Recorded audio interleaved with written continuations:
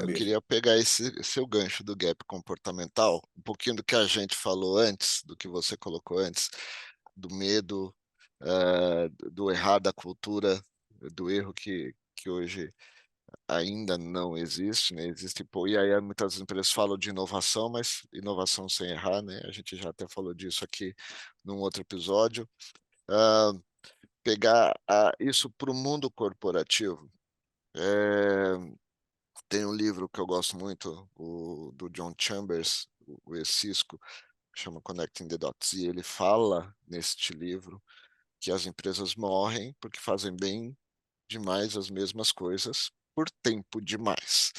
Uhum, Basicamente, eu entendo isso como a empresa senta no louro do seu sucesso, acredita que sabe tudo, por isso, o processo de transformação, de mudança, por mais que muitas vezes falem, não, vamos inovar, vamos fazer coisas, mas ela senta nos louros e quer manter bons resultados, então sempre com uma visão de curto prazo, ah, faz com que ela, num momento de grande transformação que a empresa não controla, como esse que a gente está vivendo hoje, impulsionado por várias coisas, tecnologia, computador, celular na mão das pessoas, mudando como elas consomem qualquer coisa, se relacionam com as marcas, enfim. Neste cenário, pelo menos a minha percepção, é que as empresas, elas estão, salvo algumas exceções, o mercado em geral, ele atua mais, ele não é um ator nesse processo de transformação. As empresas não atuam como um ator de transformação, ela está mais sendo envolvida e sendo levada, né? Como eu preciso me transformar por questão de sobrevivência, olhando o curto prazo. E ela é engolida muitas vezes, o mercado engole empresas. Como que você enxerga isso e, na verdade, é, como que as empresas podem começar a reverter esse comportamento, entendendo que tem muita mentalidade incrustada ali que a gente vê, inclusive, da faculdade ainda hoje, né, com aquela mentalidade de só de resultado curto prazo e cada um por si.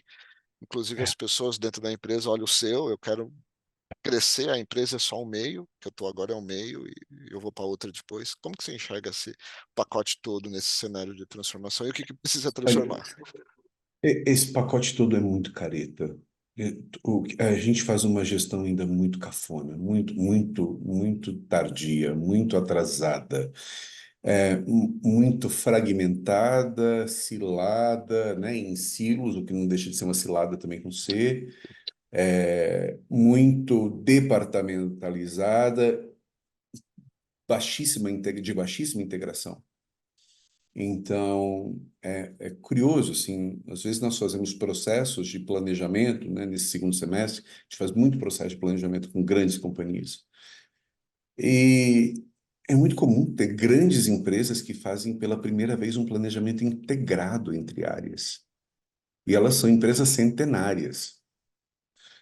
E aí você diz, tá, legal, mas fazer um planejamento integrado pressupõe compartilhar interesses comuns e metas comuns e objetivos comuns.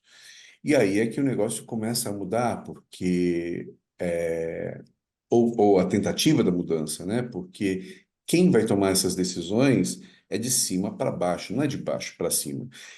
Processo de mudança de baixo para cima é insurreição, é revolução, é processo revolucionário, né? A gente precisa de processos que sejam de cima para baixo. Então, enquanto a mentalidade desses executivos, e a gente, cara, em alguns setores ainda tem executivos que estão há décadas nas suas posições, alguns setores da economia, alguns mais do que outros. Então, os processos de inovação e de transformação vão chegar lá necessariamente tardiamente, porque todos os movimentos de transformação, seja ela qual for, que é o ponto da nossa conversa, incluindo uma transformação de modelos mentais, que é como eu penso a realidade, isso vai chegar tardiamente nessas organizações. Então, ponto número um, a gente precisa pensar de uma maneira muito mais horizontal do que vertical. Isto é uma baita mudança nas organizações que têm uma gestão muito verticalizada, né? E hierarquias muito estruturadas.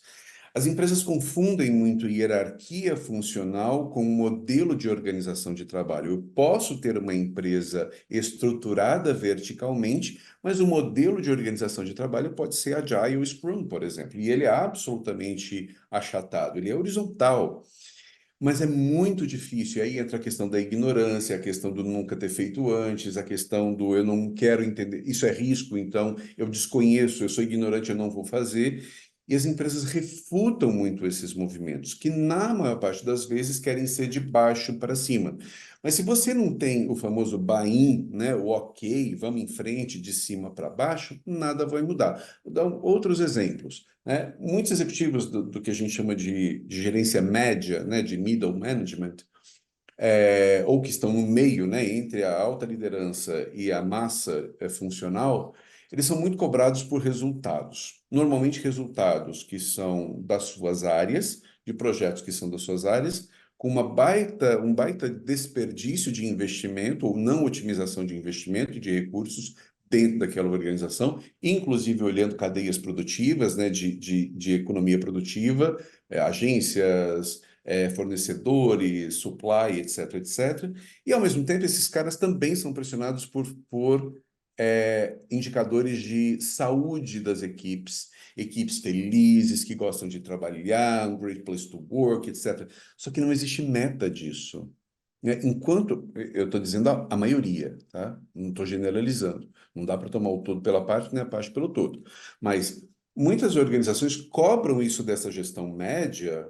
Ah, você tem que fazer seu time ser. Olha aqui a tua ambiência, como está ruim, né?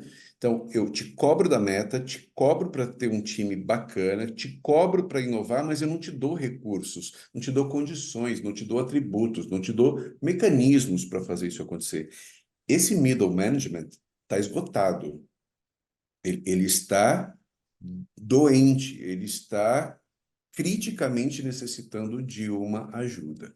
Então a gente precisa perceber que esses caras aqui, eles são a membrana que fazem a relação entre o exterior da célula funcional, que são acionistas, conselhos, etc., e o interior ali são as mitocôndrias, né, que levam lá para o núcleo, está todo mundo trabalhando, fazendo a célula funcionar. Esses caras são importantíssimos nessa organização. Então, é importante que a gente passe a capacitar essas pessoas, dar a elas condições de adquirirem novas competências, de recrutar esse middle management com um mindset mais transformador, valorizando muito mais o ser do que o ter e o fazer, o possuir e não saber, e muito mais a maleabilidade, a resiliência, a flexibilidade, a tomada de riscos, porque esses caras aqui são agentes de transformação importantíssimos. Em qualquer projeto, e a Chroma existe há quase 13 anos, em qualquer projeto de consultoria que a gente tenha feito de mudança, e foram muitos, não tem um que a liderança não foi nomeada como a grande barreira à mudança dentro das organizações. A grande barreira. Todo mundo com vontade de fazer, de acontecer, mas a liderança não deixa. E por que a liderança não deixa? Não é porque ela não quer, é porque muitas vezes ela não sabe como.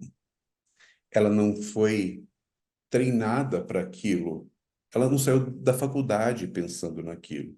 E aí vocês trouxeram o lado acadêmico, a gente tem buracos gigantescos entre o acadêmico e o funcional. Então, assim, parecem né, dois universos completamente distintos. E a gente vê a própria SPM fazendo movimentos muito interessantes de aproximar mais o mercado, o cotidiano, o dia a dia, né, dessa esfera acadêmica que é super importante. Então, a transformação, gente, ela precisa ser vista de uma maneira integral, mas a gente precisa ter clareza de que tem agentes transformadores e eles precisam ser mapeados, inclusive, porque nós temos detratores de transformação e temos promotores de transformação dentro das organizações. Então, modelos neurais são ótimos para fazer esse tipo de mapeamento dentro de estruturas corporativas. Então, como é que a gente pega esses caras que são promotores de uma mudança, embaixadores de uma transformação, e a gente acelera, catalisa esse processo de transformação, dando a essas pessoas liberdade de errar, trazendo recursos que são conceitos, tecnologia, dinheiro, gente, ferramentas, não importa, para que elas façam a beleza acontecer.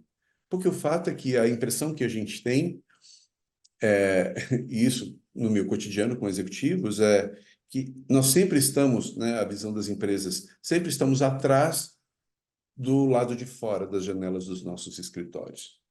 A impressão que esses executivos têm é de que o comprador, o consumidor, a sociedade de consumo está sempre um passo adiante, né? De certa forma, isso não deixa de ser uma grande verdade.